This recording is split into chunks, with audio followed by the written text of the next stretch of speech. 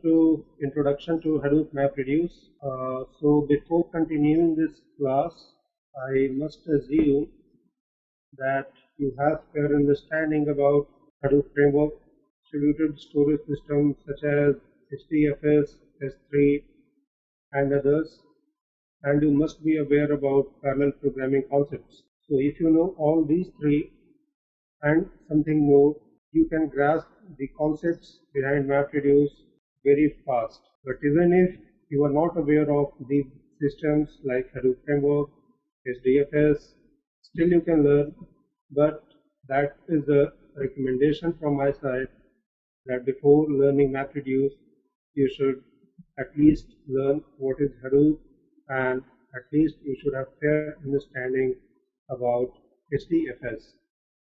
So those are at least the basic prerequisites for MapReduce, because MapReduce is a framework that is designed to do parallel programming on the data which is residing on any distributed storage system such as HDFS or S3 or others. So how HDFS is storing the data and how is it reading and writing the data, so that is very important, and that is the very important concept behind HDFS, and that is used extensively while using MapReduce.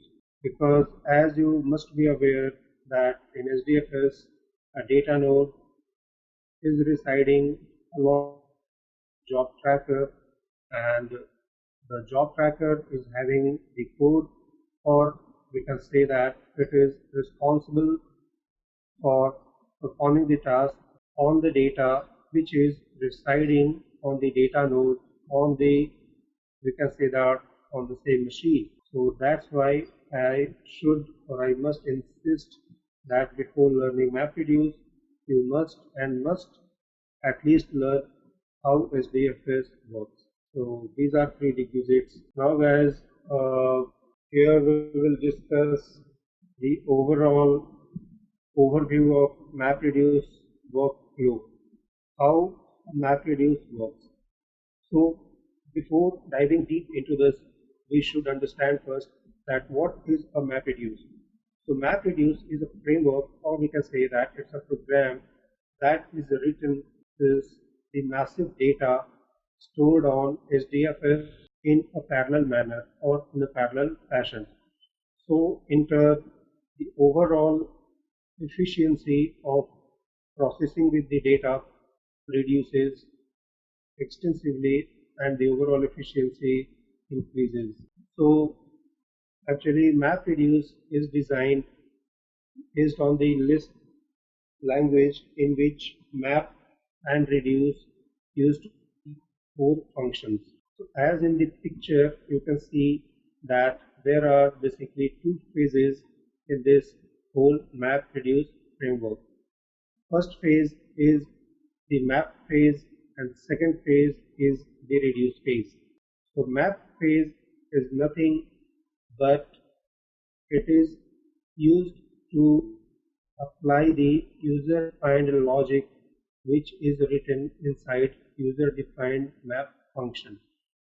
So as in the picture, you can see that small blocks that are nothing but the data blocks stored on HDFS, and so those are map input list. Input list is nothing but the input data stored on HDFS in the form of blocks, and those blocks make input splits.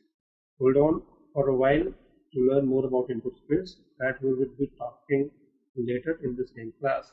So input list is fed into a mapper class that is written by the user, and this mapper class, as you can see in the picture, produces map output that is in the form of key and value pair. So here I should tell you that the input to a mapper is also in the form of key and value. It is because MapReduce works in the form of key and value pair that we will be seeing later on in the future slides. But at this point of time, you should only understand that map will be taking broadly one line at a time, and it will be producing multiple outputs based on that line and based on the logic written by the user. Now, reduced phase. As in the picture, you can see that reduced phase is nothing but as you can see that the colors of the blocks are same. So colors signify here that the same key will be received by a single reducer, because in production you won't be working with a single reducer. There has to be multiple reducers in production. So each reducer will be receiving a single type of key. So in this example, we are showing two reducers, and each reducer will be receiving unique key and corresponding their values. And those keys will be fed to the reducer class in the form of key and list of their values. And finally, we get the final output. So this is the overview of the Mapreduce workflow. It may be looking abstract as of now for you, but later on as we proceed further, it will be much easier. Yeah. So here now we will try to elaborate further whatever we covered in the previous slide. So here, as we can see that input file is there. So if in input file we have three lines. First line contains Delhi, Mumbai, Delhi. Second line contains Bangalore, Delhi, Chennai. And third line contains Mumbai, Delhi, and Chennai. And each line is divided or delimited or terminated by /n. That is new line character that we have assumed here. Because I must tell you here that the Mapreduce framework deals with a new line character delimited, and that is the default input format. So now a question arises here, what is input format? So hold on for a second, that we will be talking in later slides. So here first line is Delhi, Mumbai, Delhi. So as we discussed earlier, that in the map phase the input would be in the form of key and value pair.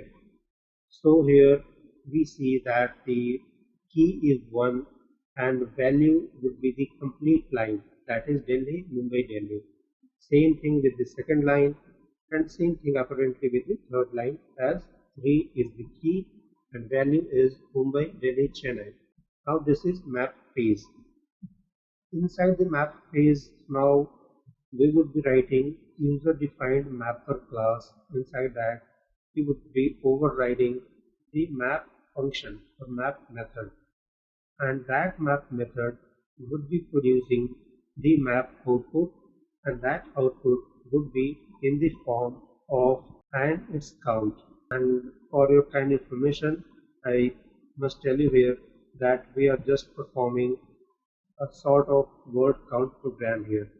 That means at the end of the program we would be counting that how many times Delhi, Mumbai, Bangalore, Chennai words have come in the input file. In the map output, the count of Delhi is 1, Mumbai is 1, again Delhi is 1. In the second line, Bangalore 1, Delhi 1, Chennai 1. The same thing with the third line, Mumbai 1, Delhi 1, Chennai 1.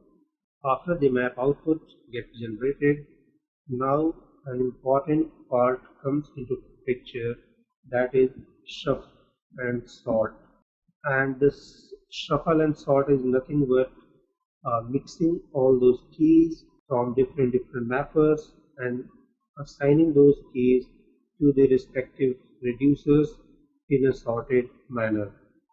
And what is that?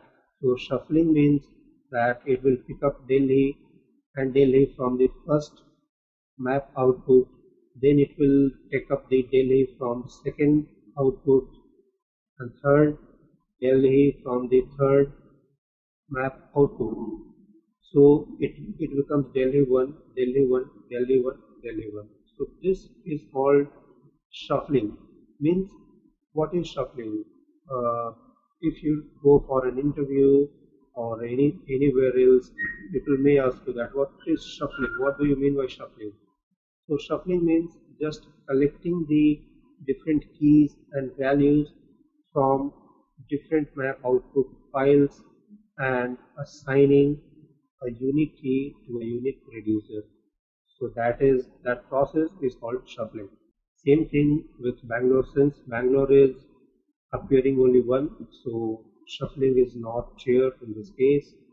Then Mumbai has been taken from two map outputs, first and third file, and then Chennai from the second map output and third map output. And then what is sorting? So after shuffling, these keys will be fed into the reducer in a sorted fashion. So that means reducer number 1 will be getting all the keys in a sorted order. Same thing with the reducer number 2. It will be receiving the keys in the form of the sorted map. And ultimately it will be reduced phase which would be generating the count of Delhi word as Delhi, Bangalore, then Bangalore, 1, Mumbai, 2, and Chennai, 2. So this is how we have counted the number of words of Delhi, Mumbai, Chennai, and Bangalore in the input file. So don't worry a lot, because we would be seeing a practical case study at the end of the slides, but this was to just give you an overview of MapReduce framework, that how a map phase works, how a map phase produces output in the form of key and value, and how shuffle and sort works, and then how reduced phase gets input from shuffle and sort phase, and then finally output is produced by the reducer, and that output is written on the HDFS or any other storage system that could be possible. So now we should continue here, that first thing which would come to the minds of developers, that okay, what I have to do in the whole framework and what framework would be doing on our behalf. So now we have split all the phases as input, then map input, then map output, then shuffle and sort, then reduce input, and then reduce output. So out of these phases, first phase is input. So since we know that our input data is stored on HDFS, so this input be fed into mapper class, but this data has to be stored on HDFS first. So that is the sole responsibility of a developer to save or to load the data on HDFS using any means like spoof, loom, or any means, but that is the duty of a developer. Now second part, that is, but I should tell you here that between after loading and before map function starts, there is a very important phase that is called splitting. So this splitting is called input split, that is generated by the framework. So now what is input split? So before understanding about input split, we should know about the block size. So as I said on the first slide, that before learning about MapReduce, we should learn about HDFS first, that how does it store the data. So HDFS stores the data in the form of data blocks, and that are by default 128 MB. So now any data, suppose if you are storing 1 GB of a file, so those files would be divided into blocks, and each blocks would be divided in 128 MB. And suppose last block is not taking up complete 128 MB, then the last block size would be shrink, and it would not occupy the complete 128 MB. So that is the basic definition about the block size. Now what is input split? So based on the block size, framework calculates the input split, and input split is nothing but the unit of work to a mapper class. So in turn, one mapper class or one overridden map method would receive one input split of data. So suppose one file is there, and the one file, as I said, that 1 GB there, out of that 8 blocks are created, and out of those 8 blocks, suppose 8 input splits are created by the framework. So first 128 MB input split would be fed to first mapper. So now, since again one more and very important question arises here, that if input splits are 8 here in this example that we are discussing, then how many mapper classes could be launched? It is the duty of the framework that decides that how many mapper classes would be launched here. So it is almost a complete or direct proportional that the number of splits are equal to the number of mappers. That is because the one mapper class takes the input from one input split. That is their unit of work. So suppose 128 MB is forming a complete one input split, and that input split is having, say for example, 100 lines, and each line is divided by /n. Then 100 times a mapper function, mapper class, or a map method would be run. So here again one more important concept arises about that who is responsible for feeding the map method line by line, because as we discussed that each line would be fed to the user defined map method individually in the key and value pair. So here comes a new class that is called record reader. So it is the duty of the class record reader that takes one line from input split and it converts that line into key and value pair and feeds into directly map method. So the flow goes like this. At first data is taken from HDFS, and then it is the duty of input format class, and by default input format class is the text input format. So text input format is nothing that I have been discussing here, that it by default takes each line in a text file as an individual record or as an individual line, and each line should be delimited by /n. So data is stored on HDFS, it is fetched by the input format, here text input format. Then the duty of text input format is create an input split and then create or instantiate in the class that is called record reader, and then record reader will take each line from input split and then convert each line into key and value pair, and then each key and value pair would be fed into the map method. So that's how the second phase here, that is map, is processed. So between input and map, these many things happen. So now coming to the map method, so it is the duty of developer to write user defined mapper class. Now map output. So obviously here user defined logic would be written by the user, then shuffle and sort. This is the duty of the framework to shuffle and sort all the data and fed into the reducer class. So again reducer input and reducer output is the sole responsibilities of developers to write reducer class.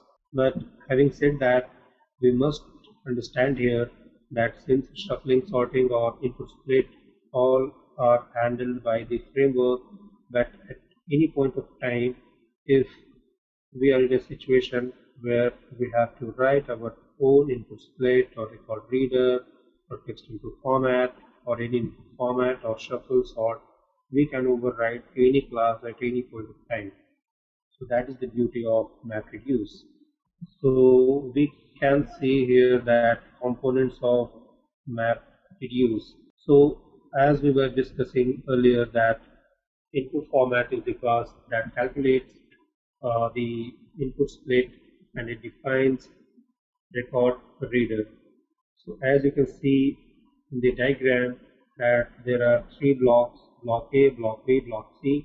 These three blocks are residing on HDFS. And suppose four input splits are created, input split 1, 2, 3 and 4. Then first input format would be calculating the input split. That is the duty of input format.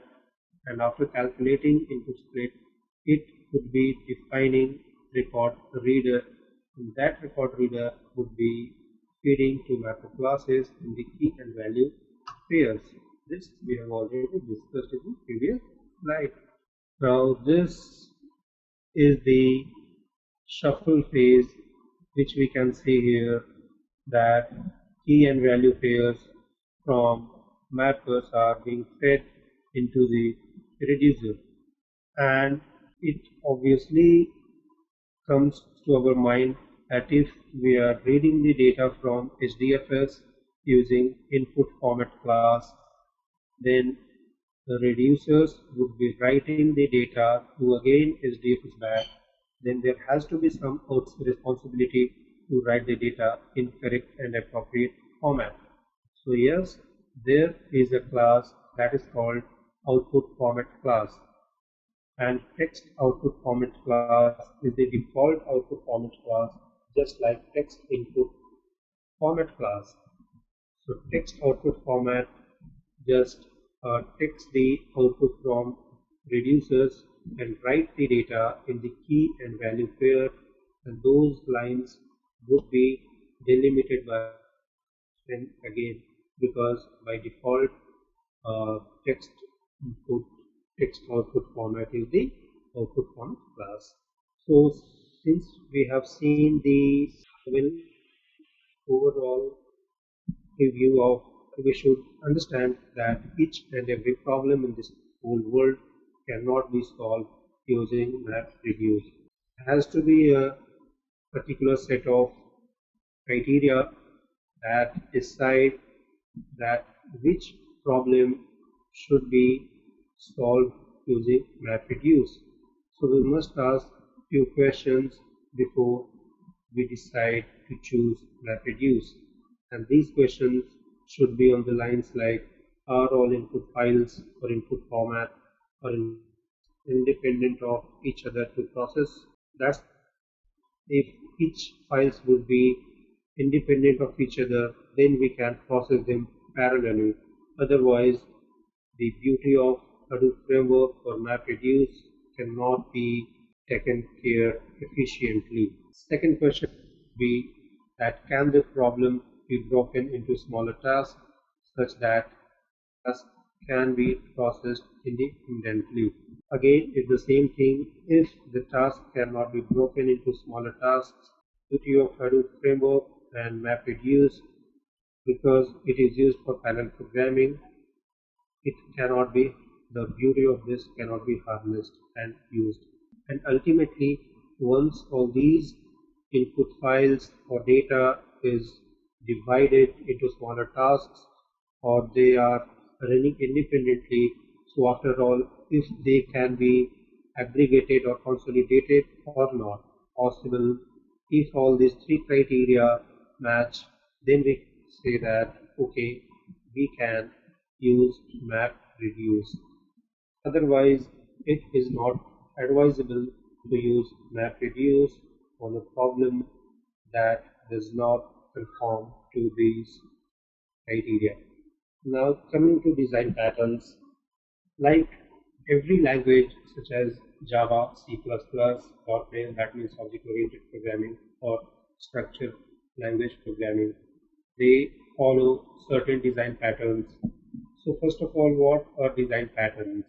Design pattern is a template for solving a common and general data manipulation problem with MapReduce here, but in general that is used to solve a common and general problem.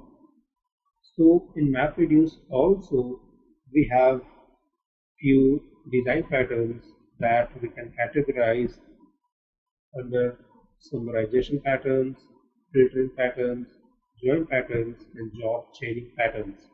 Now, going ahead, we would be taking an example of summarization pattern, but to give you an overview, I must tell you that summarization pattern is nothing but, as the name suggests, that at the end of the reducing tasks, we are supposed to summarize the result so that those type of problems fall under summarization patterns.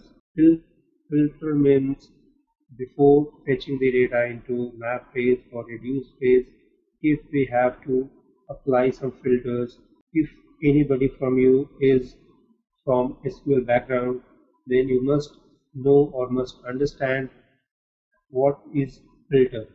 Suppose in a table, if you have 10 columns and if you want to select 3 columns out of those 10 columns, then you write select column 1, column 2, column 3 from table name. So these 3 are called filters. We are applying filter to select only 3 columns out of those 10. So likewise in MapReduce, sometimes we have these kind of problems or use cases where we need to implement problems under filtering patterns. Now third is join patterns. So likewise, as I said, if we go back to the SQL, then in that there are, if suppose, 2 tables, and if we want to fetch data or if we want to make some analysis based on those 2 or 3 tables, then we must perform joins, and that is the real-time scenario, because in real time we cannot analyze using a single table. So the same thing can be analyzed using MapReduce also. Now the fourth one is job chaining. So job chaining does not happen in other like SQL or other programming, as I was taking examples from SQL.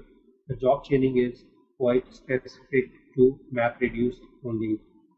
So what is job chaining? In production, MapReduce production environments, seldom a problem can be solved using a single MapReduce class or a job. So in that case, one job is after one job completes, its output is fed into another job as input, and the output of job number 2 fed as input to job number 3, like this. So this kind of chaining we maintain in such a way that output of one job is fed as input to another job, and this way we disintegrate the problem and we do the processing much faster. But here I must assume that some questions might be coming to your mind, that if we are using summarization patterns, filtering, joins, so these things can be performed in SQL, then why are we gonna use MapReduce? So that is a very valid and very efficient and very true question. So I must tell you here that MapReduce is mainly used to analyze very big data in terms of size, in terms of nature, in terms of complexity, in terms of variety.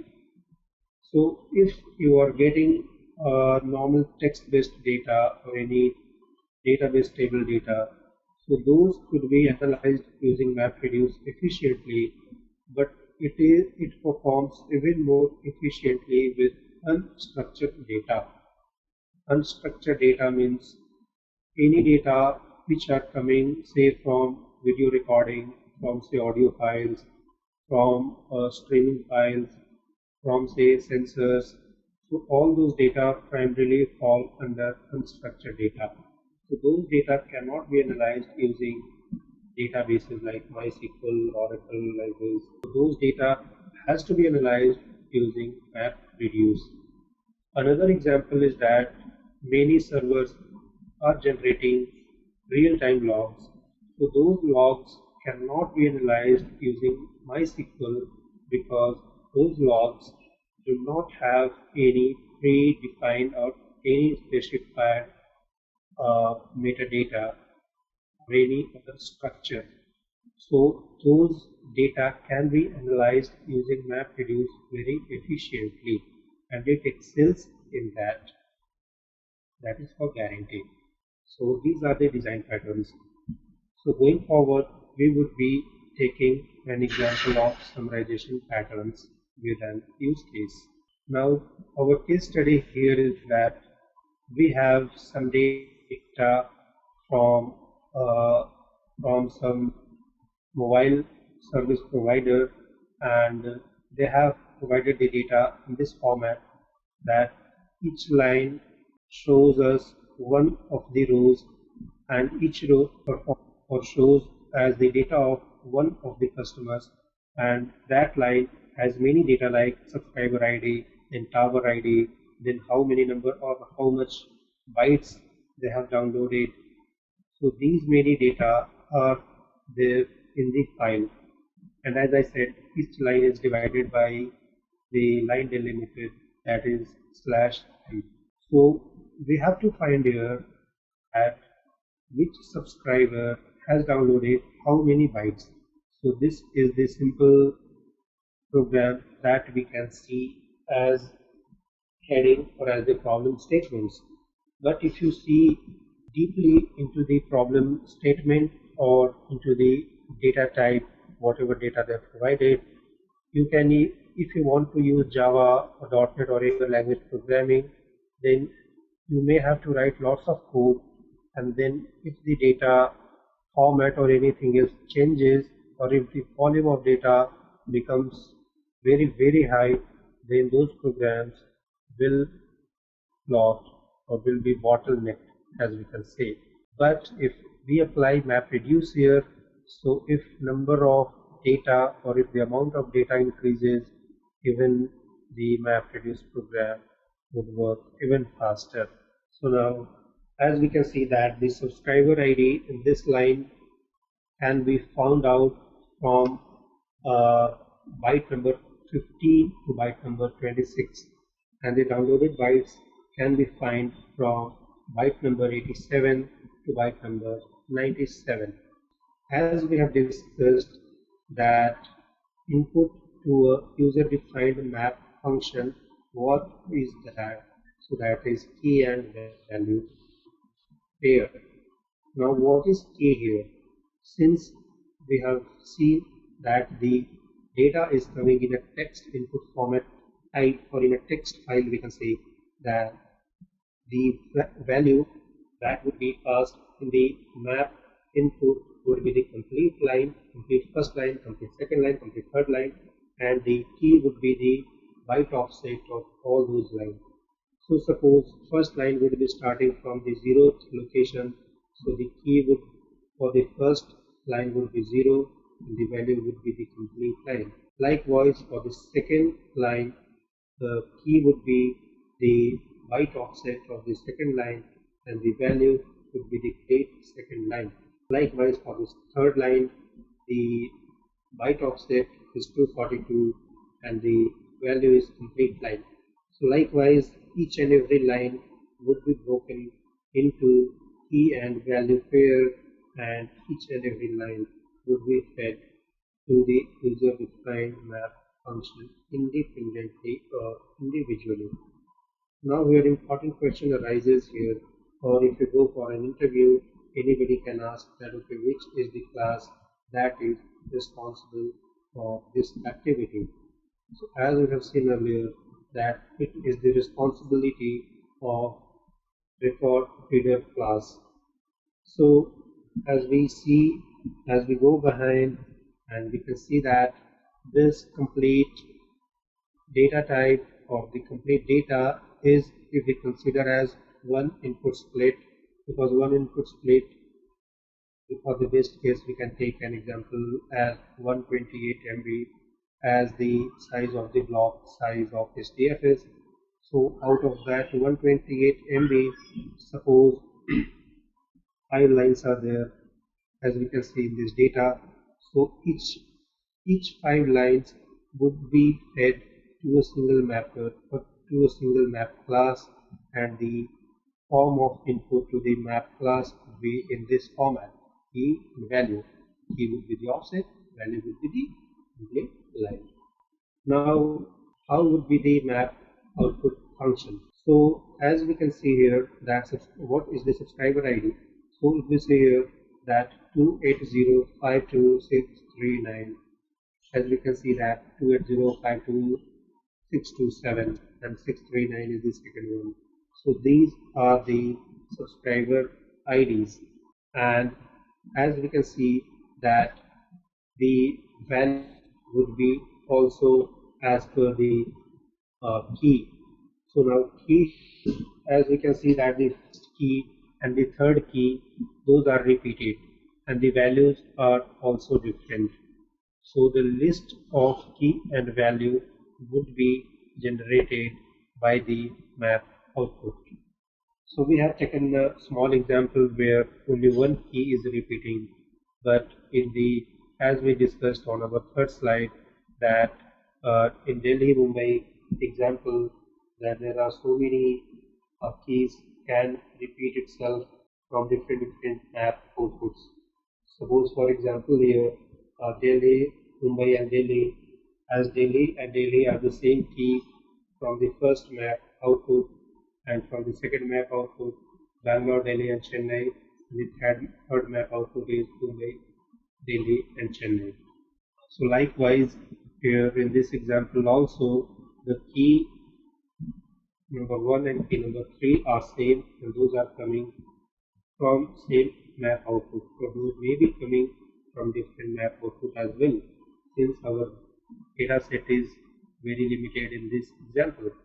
Now input to a user defined reduce method or reduce function or to a reduce class. So since key from the map phase is 2805267, it is the key. So the same key will be fed into the reducer in the form of K2, as we can see, and all the values that are coming, it would be fed to a reducer in the form of list. So as we can see that first and third key are coming and their values are listed here in the form of a list. And finally the output would be coming as the total of mapper and reducer. So now as we can see here, our mapper class code. The first line is some import, that is Java related or any other imports that we have to do, like mapper and then input format and then context and so many. So those are import section that I am currently gonna overlook here. So we will start from the line number 9. Here we are declaring our mapper class, that is subscriber mapper, which is extending mapper class. So this mapper class is the Hadoop framework mapper class. In this mapper class, as we can see that there are 4 parameters in this mapper class, that is long writable, text, and double writable. As we discussed that we are using text input format here. So, and in a mapper, as we discussed that it takes input in the form of key and value pair, and that key is long writable here and value is text here. So what is long writable here? So long writable is the byte offset, that is 0 and 1 to 1. Input is 0, 0, 1 to 1, 2 to 2. These 3 are long writable keys. And then text. Text is the complete line as input. So these 2 are the key and value as input. Now the third and fourth parameters are nothing but the mapper output. And mapper output is nothing but the key and value. So what is key is subscriber ID, that is in the form of text, and the number of bytes, that is the value. So that's why we have implemented here in the form of double writable, because number of bytes can be in the form of decimals. Now the line number 12 is just like a variable. Now line number 14 is the overridden map method inside the mapper class. So as we see here that it takes only 3 parameters. First parameter is long writable key, second parameter is text value. So these two are the mapper input, as we see in the line number 9 as the first 2 parameters of mapper class. And line number 14, the third parameter is context. So this context class is basically used to pass the value from one state to another. So state means from mapper state to reducer state, we can pass the values using context class. And then it throws some exception. Now line number 16, since we are getting the value of the line using text value, so using toString we can convert that text into string. So I would like to give you a brief hint here, because interview or anywhere else you can be asked that what is text in Hadoop, how is it different from string or Java string. So text is a class in Hadoop that is written on the top of string itself, but it has got some stops on top of string. It has got some extra methods. Those are responsible for serialization and deserialization, because we have to write those data from one form to another, that is from mapper to reducer. So that way we have to write to the disk and then we have to read those value from this. So it must conform to the writable class. So that's why we pass the value, if any value is of text format, then we mention text, not string. But we can convert a text class or text object into a string object, just like value.toString. And then subscriber ID, if we want to fetch, we can get it from byte number 15 to byte number 26 using substring. Same double, we can use fast double and then we can get the number of bytes. And then at line number 21, it is just error condition check. And then line number 26, it is context.write, and then we are writing, as we can see here, that subscriber ID and then double writable, that is number of bytes written. So here the value would come, or we can see something like that. This first is the text and second is the double. So this would be the output from the line number 26. And now each value would be written to this reducer function. As we can see here that reducer class is subscriber reducer, which is extending reducer class, and again this reducer class is taking 4 parameters: text, double writable. As you can visualize, these 2 parameters are same as the map output key and value pair. The map output is text and double writable, so are the input to reducer as text and double writable. And then the output of reducer is same as text and double writable. Now I must tell you here that each map and reduce class has got basically 3 methods that we can override at our own wish. One is setup, another is cleanup, and inside mapper class we have map method, and inside reducer class we have reduce method.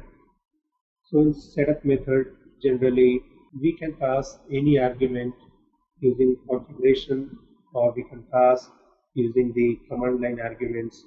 Those can be accepted inside setup method, or if you want to work with HBase, then you can make some connection inside setup, and you can close those connections in the cleanup method. So that setup method is used for. Now coming to the reducer class. So as we can see here that it is very important to note here that reducer is accepting as text key and iterable double writable values.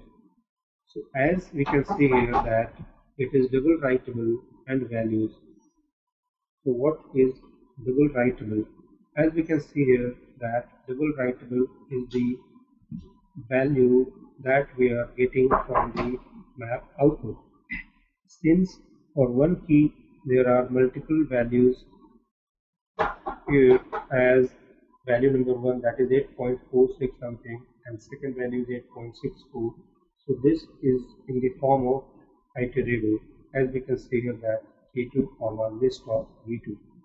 So this list is passed inside an iterable so that each value is iterated over, and the what kind of iteration we can use, that is double writable, because those are the values that are getting passed as the input to a reduce method from the map method.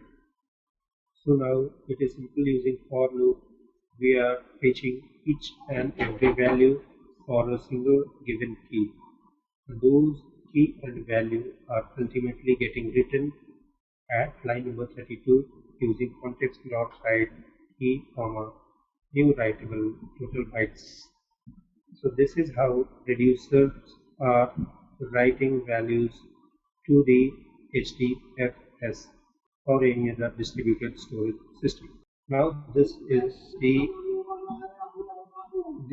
very important driver class. As we can see here that the class is the runner class. Inside that we are implementing method.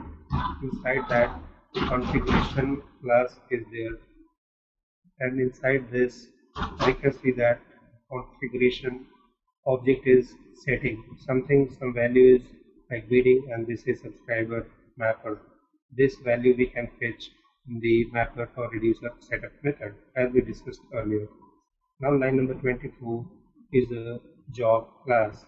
So this job class is creating a job object.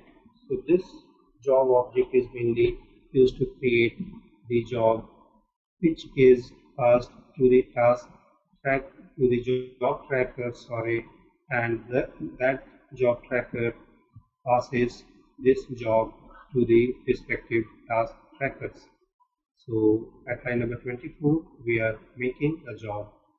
Now at line number 26 we are setting job.setJar by class, that is whatever class we are making, like a runner, so we are passing at runner.class, so that we would be dumping our jar into HDFS using Hadoop -jar command, and our jar would be identified using this class, that is the runner class. Now file input format dot add input path. So what is that file input format?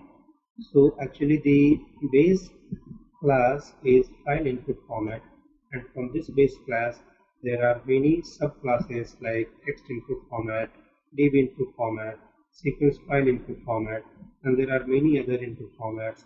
Those are inherited by the file input format. So the base class is file input format, and we have many methods inside that add input path. So what is that? So as we can see, or as you have already seen in SDFS, that how to run a MapReduce job is that Hadoop -jar, the name of the jar, the name of the class, then input path, then output path. So we have to provide this input path on the command line, and that input path is taken here as add input path, as the line number 28 says. Same thing with the output path, that is file output format dot set output path, and then we are passing the job, and for that job what would be the output path. Now line number 31. Now set map class, that is, and we are passing all these values into our job, because when we run the job ultimately, or when we launch the job, our job must have all the information, that what is our configuration file, which all configuration files are there. So as I would have already noticed that in SDFS we have mainly three configuration files, one for SDFS, one written to the SDFS